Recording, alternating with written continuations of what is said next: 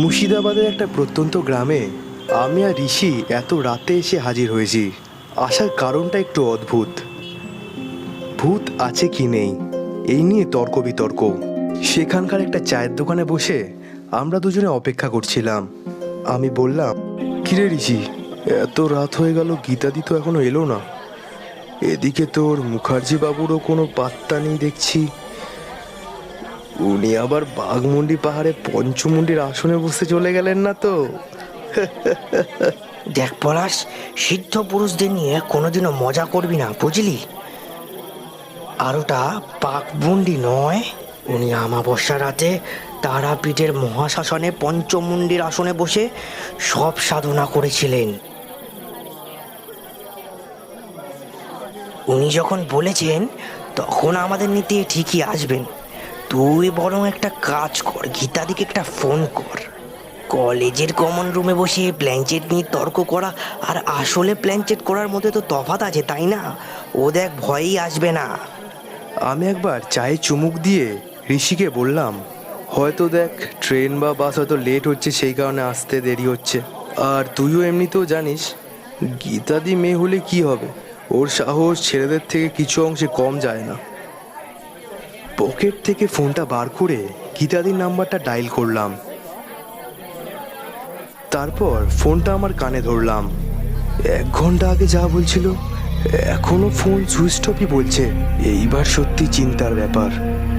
খানিক বাদে ফোনটা কান থেকে নামিয়ে ফেললাম। কিরে, ও কি এবারও ফোন ধরলো না? এখন অবধি তো গীতাদির ফোন সুইচ অফই বলছে রে। তা তোর ওই মুখার্জি বাবুর বাড়ি এখান থেকে কত দূর? মুখার্জি বাবুর বাড়ি এইখান থেকে 1 ঘন্টা হাঁটা রাস্তা, কিন্তু উনি বলেছিলেন গাড়ি নিয়েই আসবেন। তবে গীতাদি না আসলে তো আমার পেস্টিসটা হ্যাম্পার হয়ে যাবে রে।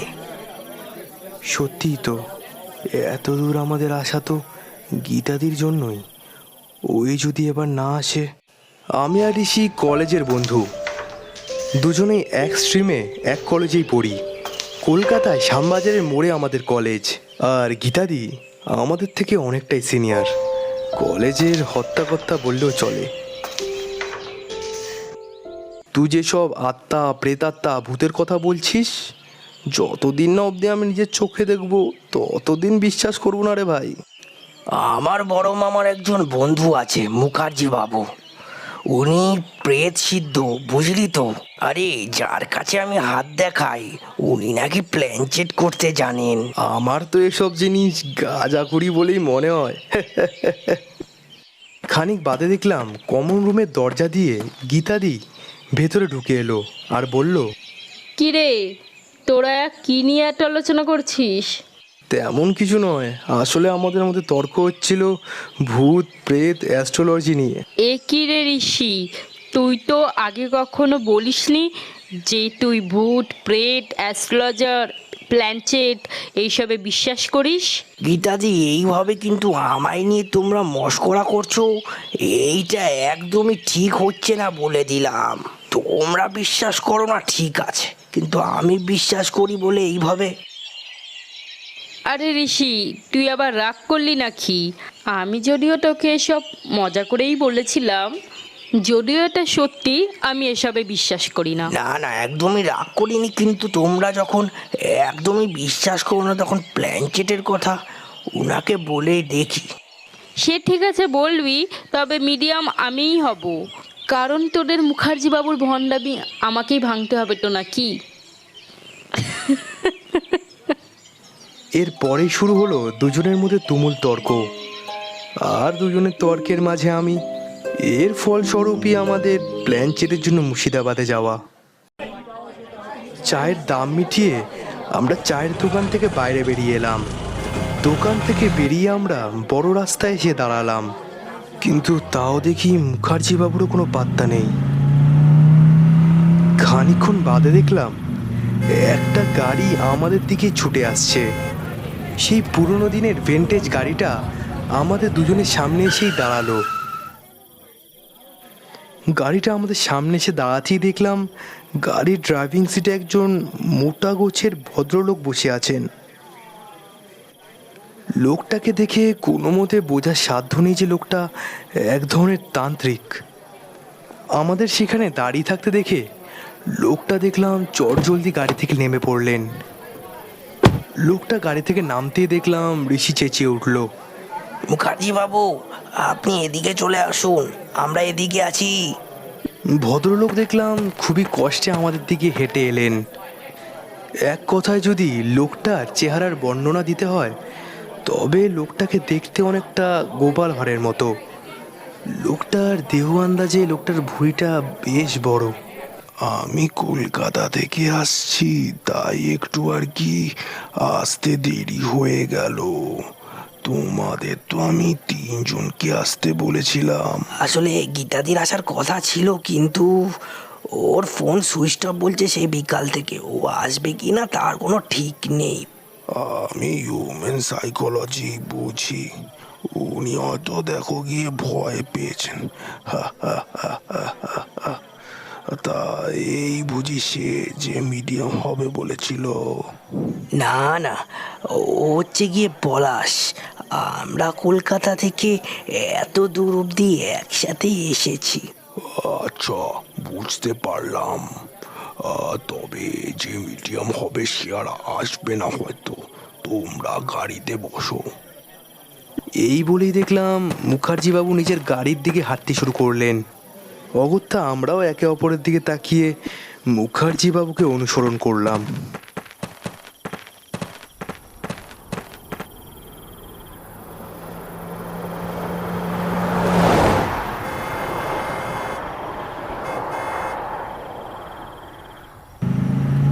দুটো লালচে হেডলাইটের আলোতে খানা খন্দে ভরা মেঠো পথ দিয়ে মুখার্জিবাবুর গাড়ি ছুটে চলল তার বাড়ির উদ্দেশ্যে।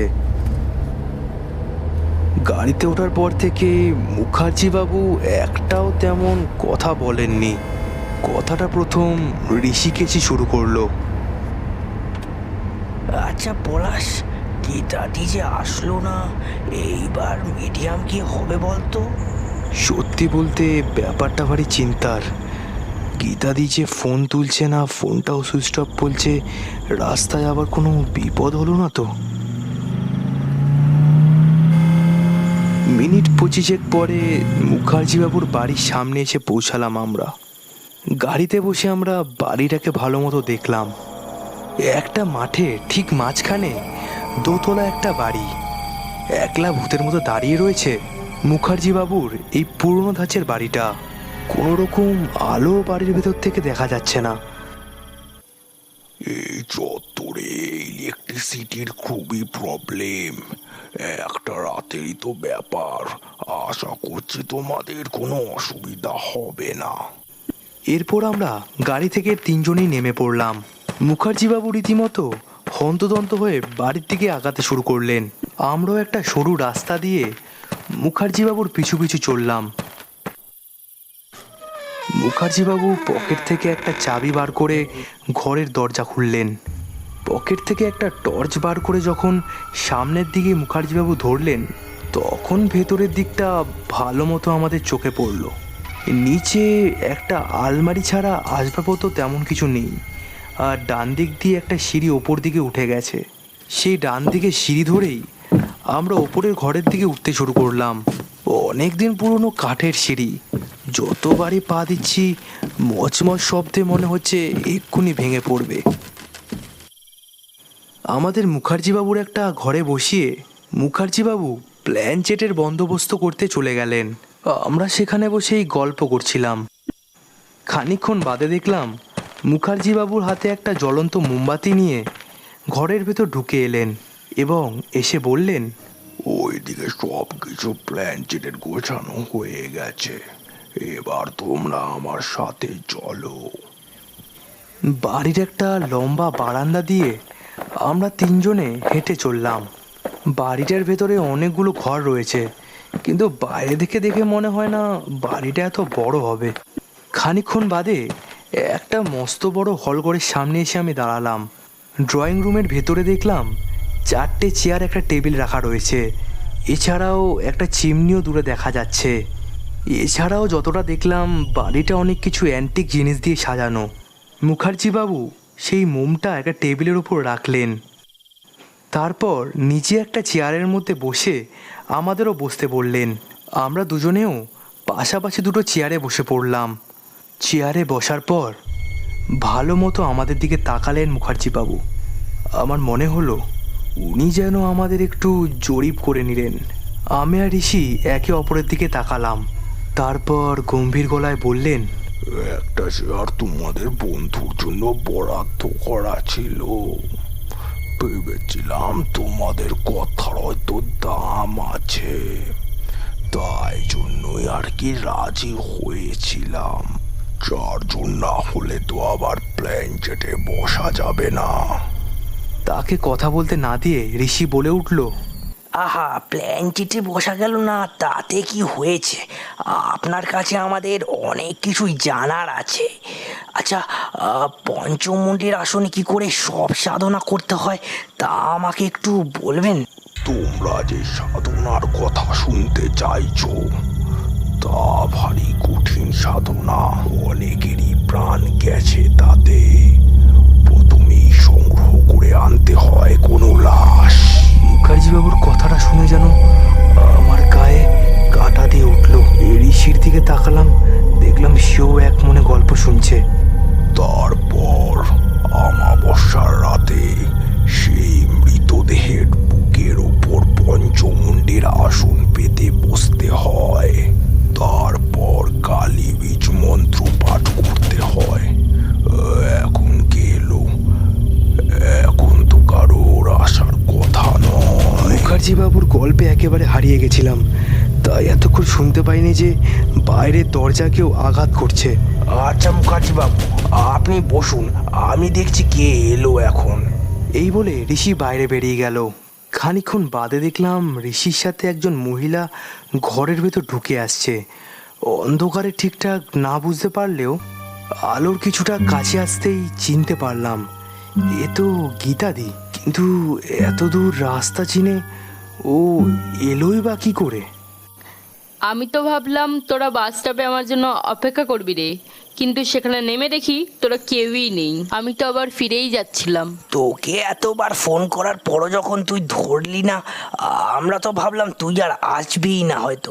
সবই ঠিক আছে, কিন্তু তুই এত দূর রাস্তা চিনে আসলে কি করে রে? উনি যখন এত দূর থেকে মিডিয়াম হবেন বলে এসেই পড়েছেন, তখন আর এত প্রশ্ন করে সময় নষ্ট করার কোনো মানেই হয় না। এই সময়টাই একেবারে উপযুক্ত সময়।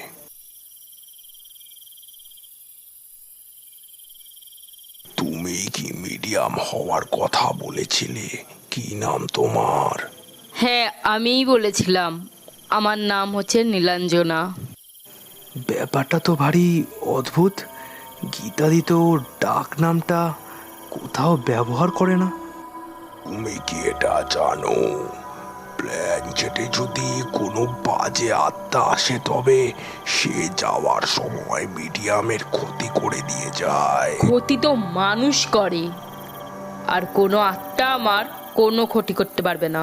কি রে ঋষি, তোদের নাস্তিক বন্ধুর দেখছি খুব সাহস, কিন্তু এত সাহস থাকা তো ভালো নয়। তোমাদের কারোর আবার হার্টের সমস্যা নেই তো? তবে কিন্তু প্ল্যান জেটে বসা যাবে না। আমাদের হাট ঠিকই আছে, আপনার হাট ঠিক আছে তো? আপনি আবার ভয় পাচ্ছেন না তো? গীতাদির কথায় যেন একটা মৃদু কটাকের সুর ফুটে উঠল। মুখার্জিবাবু হয়তো সেই কটুক্তির স্বর বুঝতে পেরেই খানিকটা গম্ভীর স্বরে বললেন, যে পঞ্চমুণ্ডীর আসনে বসে সব সাধনা করে সে নাকি এই আত্মায় ভয় পাবে। চোখে একটা পুরু পাওয়ারের চশমা পরে মুখার্জিবাবু প্ল্যানচেট শুরু করলেন। আমরা সকলে চোখ বন্ধ করে চেয়ারে বসে রইলাম। গীতাদির মাথাটা হালকা চেয়ারে এলানো রয়েছে। তাহলে আপনি এসেছেন, কি নাম আপনার? এতক্ষণে নিস্তব্ধতা ভেঙে মুখার্জিবাবু কথাটা বললেন, আমার নাম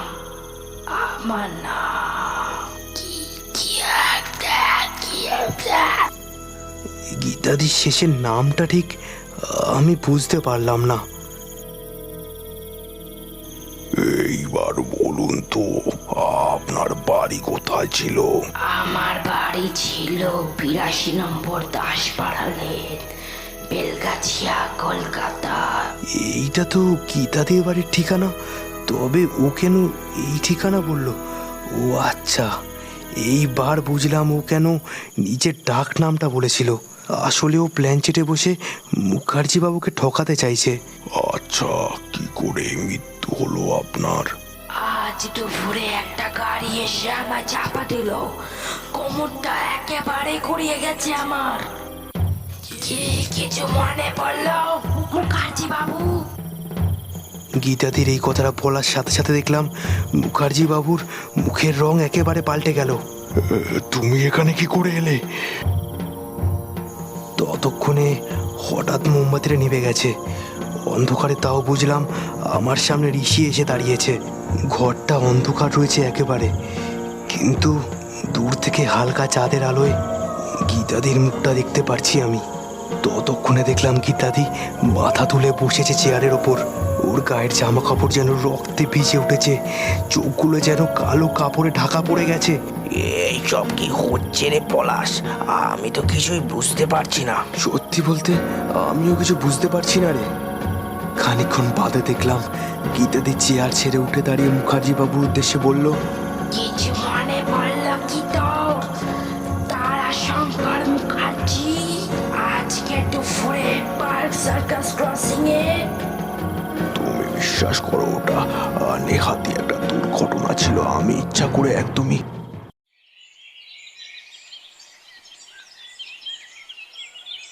আরে হ্যাঁ রে হ্যাঁ, আমি ঠিক পৌঁছে যাব ঠিক সময়ে। আচ্ছা আমি এখন রাখছি, পরে কল করছি, রাস্তাটা ক্রস করে নিই। কিন্তু আপনার গাড়িটা এতটা দ্রুত গতিতে আসছিল যে আমাকে একেবারে পিষে দিয়ে বেরিয়ে গেল। WB000X নাম্বারটা চিনতে পারছেন কি আপনি? এই অন্ধকারের মধ্যে মুখার্জি বাবুকে না দেখা গেলেও বুঝলাম ওনার গলা দিয়ে কোনো আওয়াজ বেরোচ্ছে না। খানিকক্ষণ বাদে ঘটলো আর একটা আশ্চর্য ব্যাপার। মুখার্জি বাবুর দেহটা যেন হাওয়াতে ভাসতে শুরু করলো। আমি কিছু করিনি। তুই যেভাবে আমায় কষ্ট দিয়ে মেরেছিস, আমিও তোকে সেভাবে মারবো। মুখার্জি বাবুর দেহটা হাওয়ায় ভাসতে শুরু করেছে। আমরা দুজন শুধু বিস্ময় সেদিকে তাকিয়ে রইলাম।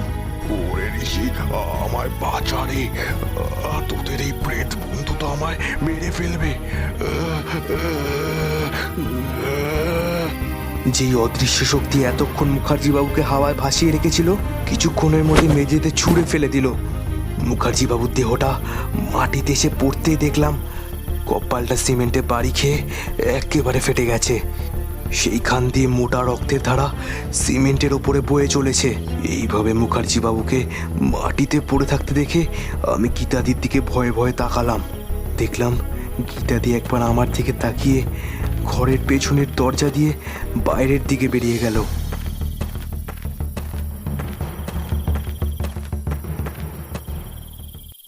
ঋষিকে অ্যাম্বুলেন্স ডাকতে বলে তাড়াতাড়ি আমি গীতাদির পিছু পিছু রাস্তায় বেরোলাম। দেখলাম খানিকটা দূরে মুখার্জি বাবুর গাড়িটা দাঁড়িয়ে রয়েছে। এদিক ওদিক তাকিয়ে বৃথা চেষ্টা করলাম, অন্ধকারে তেমন কিছু দেখা যাচ্ছে না। খানিকক্ষণ পর ফোনটা বেজে উঠলো। ফোনটা কানে ধরলাম। আরে তোরা কোথায় রে? তাড়াতাড়ি কলকাতায় ফিরে আয়। গীতাদির তো পার্ক সার্কাসের মোড়ে মস্ত বড় অ্যাক্সিডেন্ট হয়েছে রে। হ্যালো হ্যালো পলাশ, হ্যালো। সামনের দিকে মুখার্জি বাবুর গাড়িটা দেখে ভয়ে আটকে উঠলাম। WB000X